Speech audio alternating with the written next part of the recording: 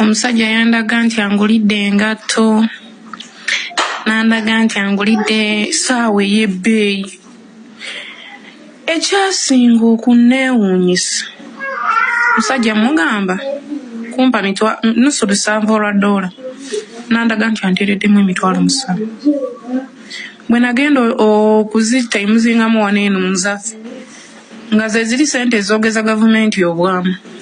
Musajja mu America nze yaŋŋamba ye Mickey Herrick ayina enamba 2 ze yampa eya MTN n'eya Airtel nga zagamba nteekeko ssente. Enamba ezo nziyina n'enamba emu eyankubira eyansindikira message mbi ya delivery ngiina n'egiye gye yankubira kati ye yali amanyi ngenda kukwata ssente nzimuwe yankubira ne mugamba mukwano nze nkyabeera mu bazadde bange ezo ssente $5,000 mingi sisobola gifuna nangamba bakoole jjukira muno mu kigundi ntaddemu ssente nnyingi mu package saba omuntu akoole ssente olunaazijjayo ng'odizaayo akuwoze. Ne mugamba tewali asobola kumpola kuba ndi mwana bwana nkyabeera mu bazadde bange tewali asobola kumpola ezo ssente.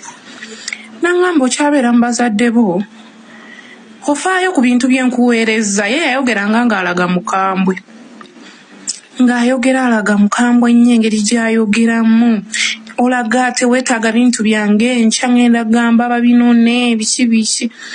Ne mugamba mukwano ngenda kuweereza ssente kati banneewubako okumala ennaku nga 4 nga bamanyi ngenda kuweereza ssente. Omanyi ekyaliwo ekyandeetera okulabuka amangu kumanya nti zino ssente zagamba ataddemu zoogeza ne gavumenti ya wano obwamu. Ne ŋŋamba ezo ssente ne bw'aba azimpadde sirina kye ngenda zikozesa kuba zijja kunsuula eddala oba okunzita. Ne mugamba naye mukwano nakusabye namugamba naye hani nakusabye nusu $7 mpootya $7,000 nanvuma nangamba saategedde nti oli muwala wa layisi bw'otyo biki oli muwala wa layisi nnyo wabadde kikemo gyendi biki n'ayomba. Nonze ebyo byonna nga yakaŋŋamba okumpeereza ebintu nga nagudde dda mu mukwano ndowooza omusajja ali kunzajeka.